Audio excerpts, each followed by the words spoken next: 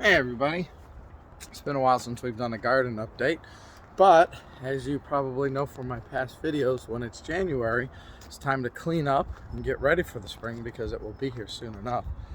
But also, it's time to plant potatoes. Now, I've picked a bad day to plant potatoes because it's a little cold out here.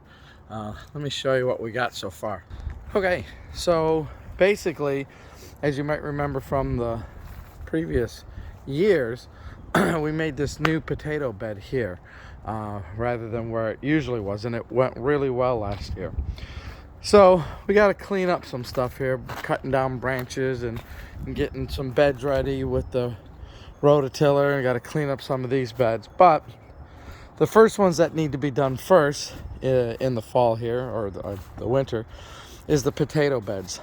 So what I've done is, from last year growing potatoes and sweet potatoes, I wanted to refresh the soil.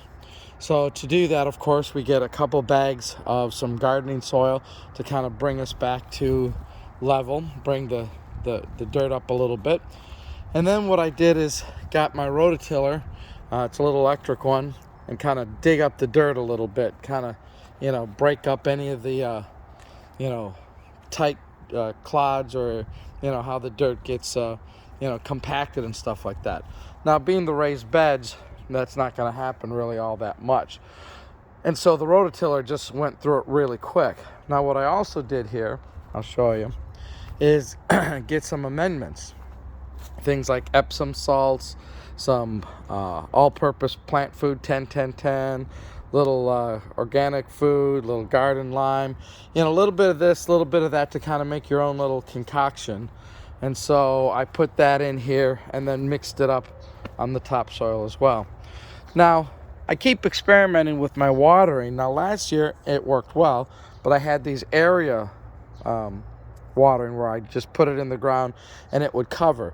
Now, part of the problem with that is when the plants start to grow, it the other plants are kind of getting in the way of things. So it's kind of almost like, what I'm realizing is, you need basically a different watering for different things you're planting. So for instance, for things like the root vegetables, maybe, and then I put the mulch on top, maybe like a soaker type hose might be better for some things.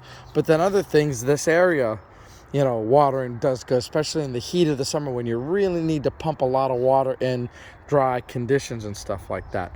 So what I may do is have a dual system where I could, have maybe a drip irrigation for part of the year, or some of the things that I'm growing, and then these area ones, I can turn them on and off because they have an on and off switch when I needed more water. That way I got the flexibility to do both depending on my need at the time. So I'm going to look into that.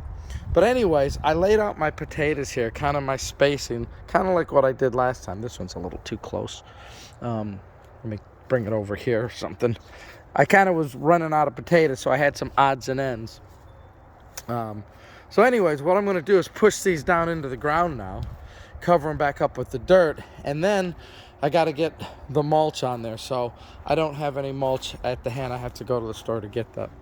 But I'm going to put mulch over it, keep this warm, and then hopefully by, the end of February and beginning of March, they start to emerge and start to do their thing. So anyways, let me get them in the ground so we can get going here, because it's a little cold outside.